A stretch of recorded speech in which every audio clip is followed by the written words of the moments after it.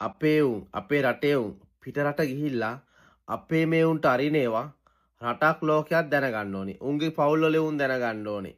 අදාළ බලධාරීන් දැනගන්න ඕනේ. ඒක නිසා මචං පුළුවන් තරම් මෙන්න මේ වීඩියෝ එක ෂෙයා කරපල්ලා. රුමේනියාවේ බුචරෙස්ට් වල ලංකාවේ සෙට් එකක් ඉන්නවා DJ පාටි ලෑස්ති කරන මහා පරිමාණයෙන් මාසෙට 2ක් හෝ 3ක් ඒවට කෙල්ල කොල්ලෝ විශාල ප්‍රමාණයක් එනවා. යාහපුවාම උන්ට බීලා වැඩුණාට පස්සේ හෙරොයින් අයිස් ඇෂ් කුෂ් ගහන්න දීලා උඹ නන්නත්තර කල්ලා ඇබ්බැහි කල්ලා මුළු ජීවිතේම විනාශ කරන සෙට් එකක් ඉන්නවා අපේ ලංකාවේ බුචරෙස්ට් වල.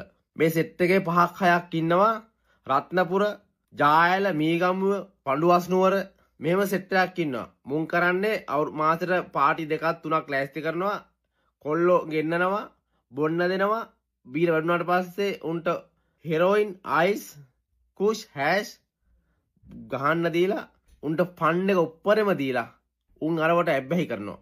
මේ වෙනකොට ලංකාවෙන් රුමේනියාවට රස්සාවට ගියපු කෙල්ල කොල්ල විශාල ප්‍රමාණයක් මේ මත්ද්‍රව්‍ය වලට හුරු වෙලා නන්නත්තර වෙලා ඉන්නේ. ගෙවල් වලට සල්ලි යවන්නේ හම්බ කරන මුළු පඩියම කුඩු ගහන්න අයිස් ගහන්න හැෂ් කුෂ් ගහන්න පුරුදු වෙලා.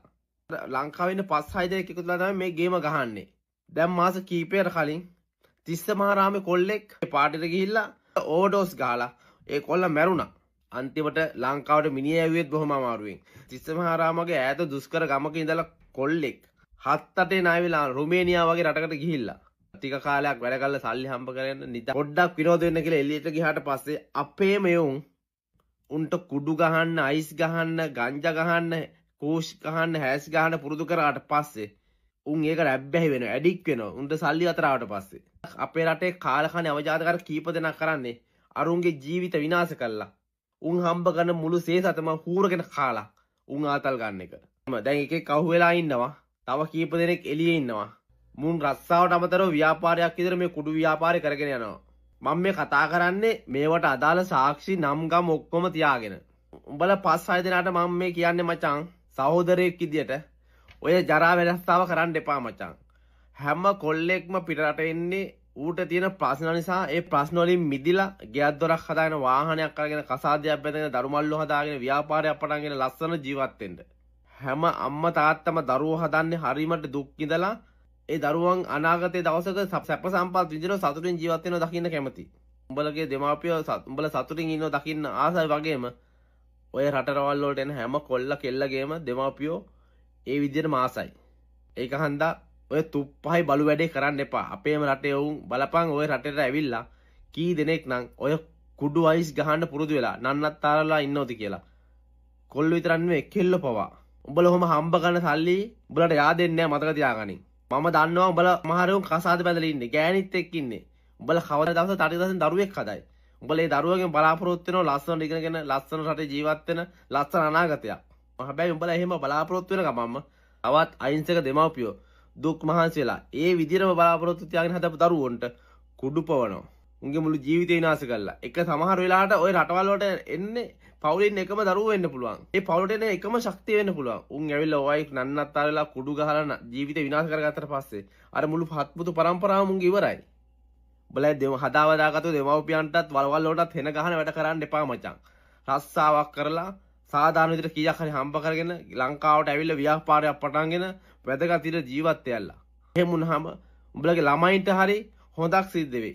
හැබැයි උඹලා ওই විදිහට තව උන්ගේ ජීවිත විනාශ කරලා නන්නත්තර කරලා පවුල් පිටින් විනාශ කරලා මහපාට ඇදලා දාලා උඹලා සල්ලි කෝටියක් හම්බ කරත් උඹලා මිලියන බිලියන පතියෙක් උනත් වැඩක් නැහැ. උඹලට ඔය yaadෙන්නේ නැහැ බං.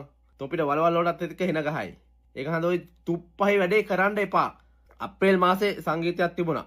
ආයි මැයි 2 තියෙන DJ එකක්. සංවිධානය කරන්න උන්ගෙන් අහුවාම උන් කියන්නේ අපි සංවිධානය කරන විතර අපි දන්නේ අවතිල කවුද කුඩු විකුණන්නේ කියලා. හැබැයි ඕකේ සංවිධානය කරන අය උන් අතරෙම ඔය බිස්නස් එක යනවා. ඕකේ ජාලයක් විතර යන්නේ. විස්තර හැම දෙයක්ම හොයාගෙන A to Z දැනගෙන කතා කරන්නේ. රුමේනියාවේ එම්බසි නිලධාරීන්ට කියන්නේ මේ විදියට ගිහිල්ලා ලංකාවේ උන් ඔය රටේ නෝන්ඩි වුණොත් අපේ රටට හම්බෙන ජොබ් ටිකවත් හම්බ වෙන්නේ නැහැ. ඒක නිසා එම්බසි නිලධාරීන්ටත් තියෙනවා වගකීමක්. අපේ රටේ උන් ඒ රටට ආවට පස්සේ මොනවද කරන්නේ මොනවා කරලාද සල්ලි හම්බ කරන්න කියලා පොඩ්ඩක් හොයලා බලන්න. 1000ක් බලාපොරොත්තු තියාගෙන ඔය රෝමේනියා රටට ආපු කොල්ලන්ට කුඩු පොනේ උන්ට මචං මම මේ කියන්නේ ව්‍යාපාර කරන්නේ උන්ට. ඔය සක්කිලි වැඩේ කරන්න එපා. උඹලගේ ජීවිත වගේම අනිත් උන්ගේ ජීවිතත් වටිනවා කියලා හිතලා. උඹලා වගේම අනිත් උත් ලස්සන සතුටින් ජීවත් වෙන්න ඕන ආසයි කියලා හිතලා. උඹලගේ දෙමව්පියෝ උඹලා හදපුවා වගේම අනිත් දරුවෝත් උඹලා හැදුවේ කියලා හිතලා. උඹලා සතුටින් ඉන්නවා දකින්න උඹලගේ දෙමව්පියෝ ආස වගේම. ඔය ආපු හැම කොල්ලෙක් කෙල්ලෙක්ගේම දෙමව්පියෝ සතුටින් ඉන්නවා දකින්න ආසයි කියලා හිතලා. තුප්පයි වැඩේ කරන්න එපා මචං. උඹලගේ නම් ගම් ෆොටෝ විස්තර හැම දෙයක්ම තිබිලත් මේකට නොදා ඉන්නේ. උඹලට හැදෙන්න අවස්ථාවක් දෙන්න ඕන නිසා. මේ අවස්ථාවෙන් ප්‍රයෝජනයක් ගන්න මචං. උඹලා මේකෙන් හැදුන්නේ නැත්තම් I love it. පවුල් වල විස්තරත් එක්කම වීඩියෝ එකක් දානවා. ඉල්ලන්න.